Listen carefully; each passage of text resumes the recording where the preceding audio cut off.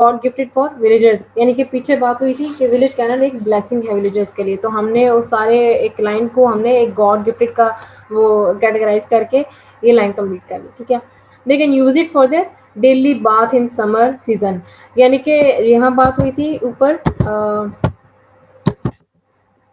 Yes यहाँ पे बात हुई थी सेकंड लाइन में, वुमेन एंड मैन में बी सीन बाथिंग, यानी कि जो वुमेन एंड और मैन है वो भी इसको यूज करते हैं अपने डेली बाथ के लिए, इस कैनल को यूज करते हैं। तो आप हमने उसको उनकी डेली बाथ के लिए या इस तरह से एक सिंपल सी जो है ना वो सेंटेंस में इसको कह दिया कि they can use it for their daily bath in summer season, ठीक है। फिर उसमें बात हुई है थर्ड लाइन थी ये, at mid day the women take out their washing and do a good day's work. जो यहाँ पे जो है ना क्लॉथ्स का भी आई थिंक मेंशन है, जब आप देखोगे ना आंसर आपके बुक में, यही यही पैराग्राफ जब आप देखोगे ना विलेज कैनल वाला, तो उसमें ये बाथिंग का, ये डिश वॉशिंग का और क्लॉथ वॉशिंग का भी लिखा हुआ है। तो वुमेन जो है वो दिन के वो मिड डे में जाके वहाँ पे अपना वो जो वॉशिंग का काम है अपना वो सारा कंप्लीट करती हैं, ठीक है। तो हमने ये सारी लाइन 1 2 3 4 5 6 7 8 9 10 11 12 13 14 15 वर्ड्स थे एक लाइन के अंदर, और हमने इन 15 वर्ड्स को शॉर्ट फॉर्म में कन्वर्ट कर दिया, ठीक है। कितने वर्ड्स हैं ये?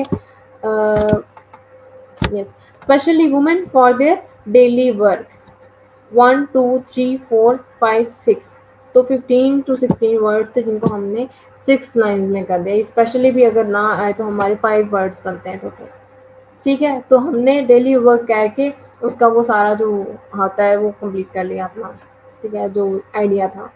या फिर चिल्ड्रन की बात आ जाती है। चिल्ड्रन के बारे में कहा गया है कि वो अपने जो फन के लिए एक्टिविटीज के लिए इसको यूज करते हैं। यस,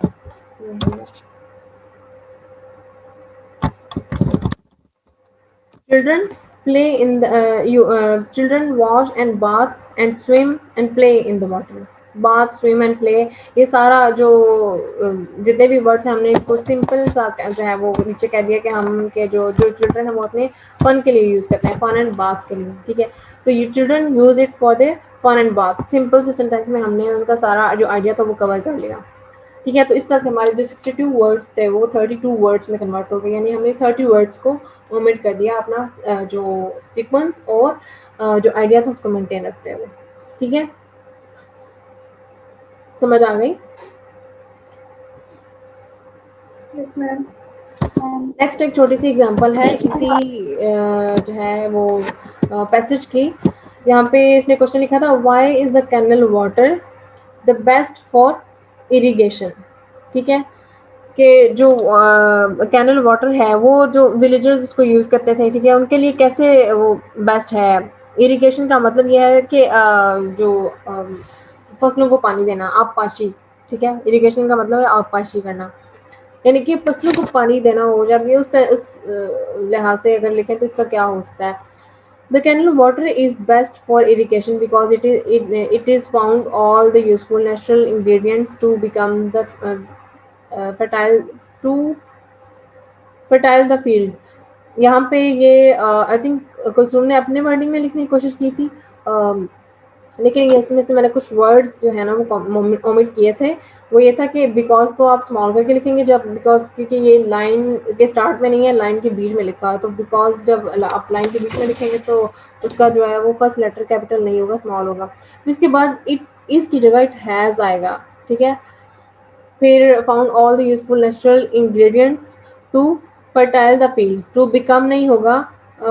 ये जो होते हैं ना इस तरह के एक्स्ट्रा जिनके बगैर भी सेंटेंस कंप्लीट हो सकते हैं, उन सारे वर्ड्स को अवॉइड किया गया है, ठीक है। इसको फर्दर भी आई थिंक हमने कन्वर्ट किया था। जे लेट शो यू, यस, उसी ये जो ऊपर अभी मैंने रीड आउट किया इसको, ये यही आंसर हमने इसको फर्दर शॉर्ट फॉर्म में कन्वर्ट किया है, ठीक है। The canal water is best for irrigation because it has found all it has यहाँ पे फाउंड नहीं आएगा, ठीक है। It has all the useful natural ingredients to fertile the fields. तो इन सारे वर्ड्स को हमने शॉर्ट फॉर्म में अगेन कन्वर्ट किया। टोटल वर्ड्स थे 1 2 3 4 5 6 7 8 9 10 11 12 13 14 15 16 17 18 19 20 वर्ड्स हैं। इसको हमने जब कन्वर्ट किया तो कितने वर्ड्स बने, ये ड्यू टू, यहाँ से स्टार्ट हो रहा है, due to lack of water the villagers have to face many difficulties to keep their fields green, ठीक है, to keep their fields green, इतना बनेगा। तो हमने जो आइडिया था हमने उसको मेंटेन रखा, एक डिफरेंट लाइन हमने बता दी, बात दोनों में सेम हो रही है लेकिन लाइंस डिफरेंट लग रही हैं, ठीक है। 3 4 5 6 7 8 9 10 11 12 13 14 इतने वर्ड्स उस तरह से काम नहीं हुए, लेकिन हमने इसको कन्वर्ट ज़रूर कर लिया, डिफरेंट अपने वर्डिंग में इसको कन्वर्ट ज़रूर कर लिया है, ठीक है। तो इस तरह से आप इसको कन्वर्ट करेंगे। इससे पहले एक और था, मैंने भी ये, ठीक है, कि जो है पानी की कमी की वजह से उनको क्या प्रॉब्लम्स फेस करना पड़ती थी, इन लोगों को क्या डिफ़िकल्टीज़ थी, ठीक है। Due to the lack of water, uh, villagers have to face many difficulties for keeping their fields. ये जो कुसुम ने लिखा था ये उसमें मिस्टेक्स थी, तो इसको मैंने थोड़ा सा सिंपल वर्ड्स में लिखा था। They have to take out water from the walls, इसको मैंने सिंपल वर्ड्स में फिर नीचे लिखा है। They take out the water from wells, यानी कि वो पानी जो उनको चाहिए होता है फसलों के लिए, या डिफिकल्टी फेस करना पड़ती है जब अपनी फसलों के लिए, तो फिर वो क्या करते हैं कि कुआं से जाके पानी लेके आते हैं, ठीक है, पानी की कमी की वजह से। तो इसको हमने सिंपल देखा, ये ना कुसुम ने जब लिखा उसको थोड़ा सा कॉम्प्लिकेटेड हो गया। Due to the lack of water the villagers face the difficulties for keeping, यानी कि उनको डिफिकल्टीज फेस हुई पानी की कमी की वजह से। तो आपने एक सेंटेंस को ना बहुत ही ज़्यादा लाइक सिंपल लिखा है, लेकिन उस तरह से लिखा है कि उसमें एक कनेक्टिविटी नहीं है।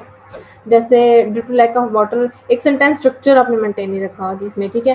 फिर for keeping their for keeping green fields, इसको सेंटेंस स्ट्रक्चर को आपने ज़रूर मेंटेन रखना है। For keeping the green fields नहीं होगा, they have to take out the water from wells to keep their fields green, इस तरह से सेंटेंस मेंटेन रखें। इसको मैंने कैसे कन्वर्ट किया मैं आपको बताती हूँ। ये है, the villagers have to take out water from wells to keep their fields green, ठीक है। उनको डिफिकल्टीज फेस होती है, वो फेस करने पड़ती थी पानी की वजह से। उनको क्या करना पड़ता था, अपने जो फसलें हैं, फील्ड्स हैं, उनको ग्रीन रखने के लिए उनको पानी कुएं से लेके आना पड़ता था। तो वो जो लाइन्स थी उनको हमने आगे पीछे करके मॉडिफाई करके मोल्ड करके उसको हमने इस तरह से कन्वर्ट कर लिया, ठीक है। समझ आ गया? Yes, ma'am. गरबा, अनीसा, सबको क्लियर है? Yes, ma'am. अच्छा, जी एंड पे मैम। आपने क्या करना है, जब आप सारा कुछ कर लोगे ना, आपने क्वेश्चन वाइज कर लिया, पैसेज लिख लिया, ठीक है, पैसेज के नीचे टाइटल भी लिख लिया, ठीक है, उतना सारा हो गया। उसके बाद एंड पे आपने क्या करना है, ये नहीं लिखना एट द एंड, ये तो मैंने कैटेगराइज वैसे लिखा हुआ है। हमने क्या लिखना है, वर्ड्स इन द पैसेज, इस तरह से लिखना है, ठीक है। ये ज़रूरी नहीं है लेकिन एक इंप्रेशन अच्छा पड़ता है, ठीक है। वर्ड्स इन द पैसेज, यानी कि एक पैसेज के अंदर वर्ड्स कितने थे, जो पैसेज आपको ऊपर दिया है कि हाँ क्वेश्चन पेपर में पैसेज दिया गया है वो, ठीक है। Words in the given passage, इस तरह से आप लिख लें। इन द गिवन पैसेज वो 250 वर्ड्स थे, सपोज के 250 वर्ड्स होते हैं, ठीक है। Words in the need passage, यानी कि जो आपने कन्वर्ट किया है, कन्वर्टेड लिख लें या नीड पैसेज लिख लें, आप अपने लिहाज से लिख लें कि एग्जामिनर को पता चल जाए कि आप नीड पैसेज किसकी बात कर रहे हो, कन्वर्टेड पैसेज जो आपने खुद कन्वर्ट किया, ठीक है। तो वो आपने लिखे 90, 250 के अगर हम कन्वर्ट करें तो वो 80 या 82 इतने बनते हैं। तो अगर आपने 90 वर्ड्स कर दिया ना तो इट्स मोर देन इनफ। 8 या 10 वर्ड्स ज़्यादा हो जाते हैं तो वो that's not a big deal. उसमें आप लाइक 250 वर्ड्स को आपने ऑलमोस्ट 90 वर्ड्स में कन्वर्ट कर दिया, तो ऑलरेडी आपका काफ़ी सारा जो है ना अच्छा इंप्रेशन आपका पड़ता है, आपने काफ़ी काम उसमें कर लिया, अपना जो परफॉर्मेंस अपनी देनी थी वो दे दी हुई है। तो इसमें परेशानी होना है कि अगर आपके 8 से 10 वर्ड ज़्यादा हो जाते हैं तो फिर आप लिखेंगे रिक्वायर्ड वर्ड्स, ठीक है। वर्ड्स रिक्वायर्ड 80 टू 90 थे, ठीक है। यानी कि अगर आप उन्होंने लिमिट दी होती है ना कि 150 टू 100 या इतने वर्ड्स के अंदर अंदर इसको लिखें, तो आपने फिर लिखना है वर्ड्स रिक्वायर्ड। अगर रिक्वायर्ड वर्ड्स नहीं दिए गए तो आप ना लिखें, यहाँ पे सिर्फ दो लाइन ये लिखे, वर्ड्स इन द पैसेज और वर्ड्स जो नीड पैसेज के है वो लिख के और नीचे टाइटल लिखते हैं। अगर रिक्वायर्ड वर्ड्स लिखे हैं 80 टू 90 या जो भी लिखे हुए हैं आपने वो लिख के नीचे टाइटल जो आपने चूज किया है उसको अगेन यहाँ पे मेंशन कर देना, ठीक है। ये ज़रूरी नहीं है, लेकिन अगर आप करते हैं तो इसका इंप्रेशन अच्छा पड़ेगा। ये मैंने BSc 2 को भी बताया था, ठीक है। अब वो लोग जब ये लेक्चर अटेंड करेंगे तो उनको फिर से समझ आ जाएगी कि मेरा ये बताने का मकसद क्या था और इसको कैसे करना है, ठीक है। पेपर के बिल्कुल लास्ट पे जब आप सारे क्वेश्चंस कर लेंगे, पैसेज को कन्वर्ट कर लेंगे, पैसेज के बाद अपने टाइटल की हेडिंग देके इसी तरह से टाइटल की हेडिंग देनी है, साथ कॉलन डालना है और टाइटल लिख देना है। फिर एंड पे आपने ये लिख देना है words in the passage, words in the need passage, फिर वर्ड्स रिक्वायर्ड और फिर टाइटल अगेन नीचे मेंशन कर देना है, वही जो आपने ऊपर लिखा होगा, ठीक है।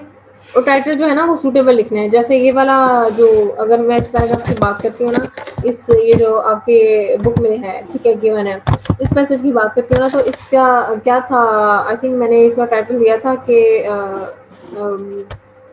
विलिश कैनल इज अ ब्लेसिंग, इस तरह से था इसका टाइटल। तो वो देख लिखना है आपने जो सूटेबल हो और शॉर्ट हो, मैम जितना मैंने शॉर्ट लिखा होगा। हुआ है canal is great blessing for villagers. Yes, yes, canal is great blessing for villagers. लेकिन फॉर द विलेजर्स एक ज़्यादा लंबा हो जाएगा, आप सिंपल सा लिखेंगे village canal is a blessing, simple सा आपने लिख देना है। किसके लिए ब्लेसिंग है ये आप जब पढ़ते हैं वो आगे जब डिटेल तो उसमें आ जाता है। तो टाइटल जो है ना इतना शॉर्ट होना चाहिए कि आप लाइक बहुत बड़ा भी नहीं होना चाहिए कि एक लाइन इसमें बन जाए, बात का ध्यान रखना है। मैं अपने एडवांटेजेस ऑफ कैनाल भी लिखवाया था। एडवांटेजेस ऑफ कैनल, जी। ठीक है, ये भी सही है।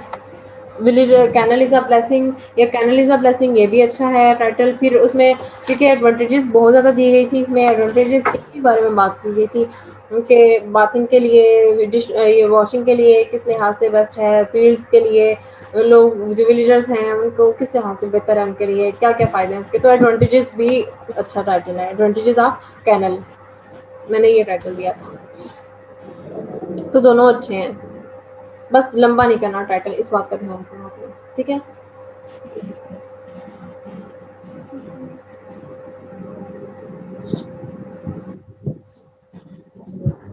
अंडरस्टूड।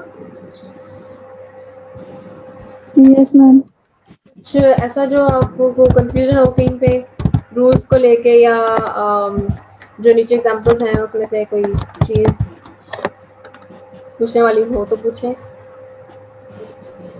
मैम मैंने ये पूछना था कि जो हमने क्वेश्चन करने हैं उनको हमें करना है ना छोटा करके, मतलब हाँ जी। छोटे करके, हम्म। लेकिन जो पैसेज है उसको भी तो लिखना है, उसको भी जी, जो उस आप पैसेज को क्या करना है? वो लिखना है, दोबारा लिखना है ना आप पता क्या शॉर्ट। करोगे, एक और मैं आपको बताती हूँ। जो आप क्वेश्चन वाइज आपने सारे 5 क्वेश्चन के आंसर्स आपने लिख लिए ना, ठीक है। अब आप क्या करोगे, ऑब्वियसली वो सारा तकरीबन जो पूरा पैसेज है वो उन सारे क्वेश्चंस में ही कवर हो जाता है तकरीबन, ठीक है।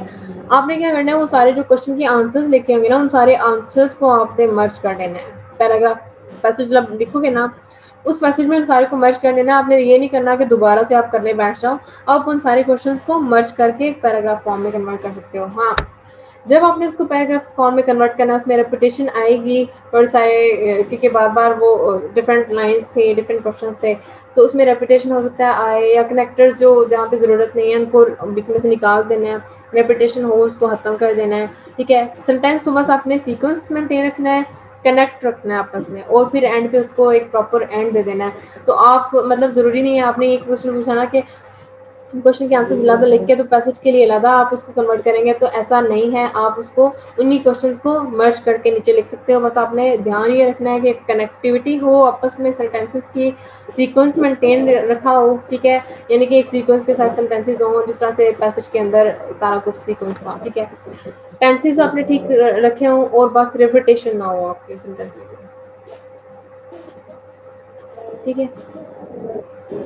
बिल्कुल कॉपी ओके पेस्ट जो मैम। आपने आंसर्स कन्वर्ट करके लिखे होंगे ना, उनको कॉपी पेस्ट उठा के नीचे लिख लेना है, क्योंकि वो आप उन्होंने खुद ही तो कन्वर्ट किए होंगे, तो आप उसको एज इट इज़ नीचे लिख सकते हो। बस ध्यान रखना है इनका, केयरफुली करना है कि रेपिटेशन ना हो, और जो है ना ये कनेक्टिविटी रहे, सीक्वेंस रहे, इन चीज़ों का ध्यान रखना है।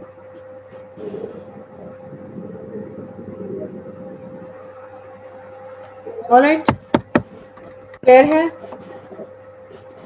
Yes ma'am. Yes ma'am. कोई question further? No ma'am.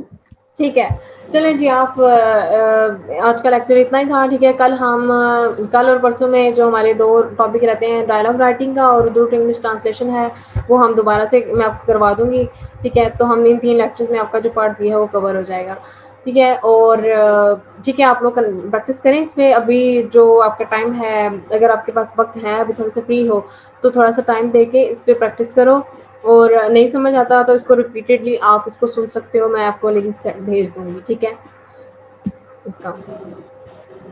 Okay ma'am. नहीं समझ आता तो इसको दोबारा लेक्चर को सुनना, समझना, और साथ-साथ पॉइंट्स जो आपने नहीं नोट किए उसको दोबारा से नोट करना, और फिर प्रैक्टिस करना। जब प्रैक्टिस करते हुए भी दोबारा समझ ना आए, कुछ भी कन्फ्यूज़न हो तो मुझसे पूछ लेना।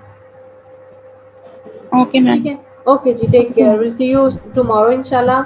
सेम यही टाइमिंग होगी, 2:15 बजे या 2:30 पे हम स्टार्ट कर लेंगे इसको, ठीक है। डायलॉग राइटिंग में आपको ओके थोड़ी सी मैम। करवा दूँगी, ओके जी, ठीक है जी, अल्लाह हाफ़िज़। ओके, आप लोग सब अपना टाइम लो, अल्लाह हाफिज़ मैम। नमाज़ वगैरह पढ़ो, अल्लाह हाफ़िज़।